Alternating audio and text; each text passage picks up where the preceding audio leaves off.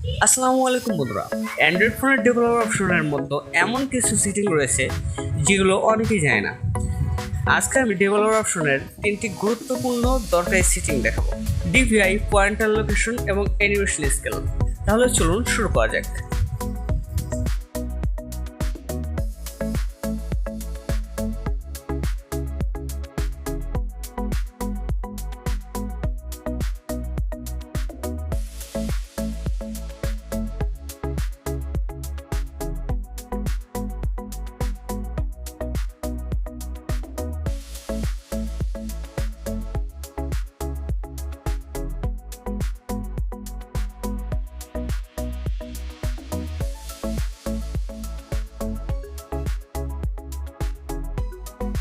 প্রথম সেটিংটি হলো pointer location. এটি অন করলে আপনি স্ক্রিনের কোথায় টাচ করছেন এবং টাচ করার মুভমেন্ট কিভাবে হচ্ছে সেটি স্ক্রিনের উপর দেখা যাবে। এটি চেক করার জন্য আপনার হাতের সবকটা আঙ্গুল রাখুন এবং সবগুলো স্ক্রিনের উপর নাড়াচাড়া করুন। দেখুন সবগুলো কাজ করে না। যদি কাজ করে তাহলে ভাববেন মাল্টিটাস্কিং 100 কাজ করে, আর যদি দেখেন আঙুলগুলো সব নিচ্ছে না তাহলে ভাববেন এটি মাল্টিটাস্কিং নয়। এবং মাল্টিটাস্কিং টেস্ট করার জন্য খুবই গুরুত্বপূর্ণ পয়েন্টার লোকেশন।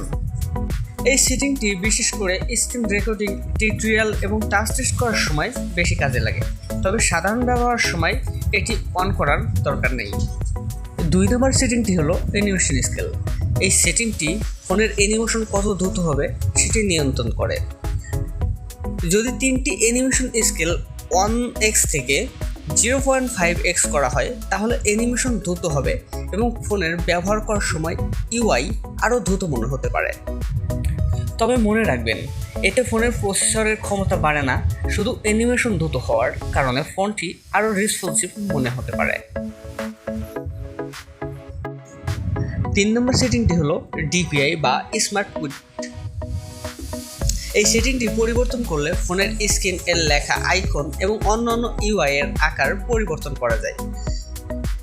আমি যদি এই ভ্যালুটি বাড়াই তাহলে লেখা এবং আইকন ছোট হবে এবং স্ক্রিনের তুলনামূলক বেশি কন্টেন্ট দেখা যাবে।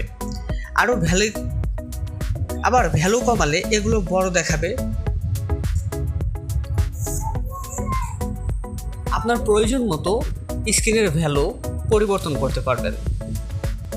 তবে নিজের ফোনের ডিফল্ট ভ্যালু আগে নোট করে রাখবেন।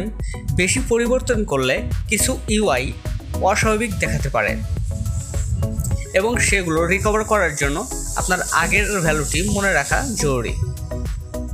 তবে আমার মতে ডিপিআই 400 থেকে 500-র ভিতরে রাখাই সব থেকে ভালো। তো বন্ধুরা, আজকে ডেভেলপার অপশনের এই 3টি সেটিং দেখালাম: ডিপিআই, পয়েন্টার লোকেশন এবং অ্যানিমেশন স্কেল। এর মধ্যে কোন সেটিংটি আপনার সবচেয়ে ভালো লেগেছে কমেন্টে জানাবেন। ভিডিও ভালো লাগলে লাইক করুন এবং আরও অ্যান্ড্রয়েড টিপস পেতে টেকপালস বিডিতে সাবস্ক্রাইব করুন। দেখা হবে পরের কোনো নতুন ভিডিওতে। আল্লাহ হাফেজ।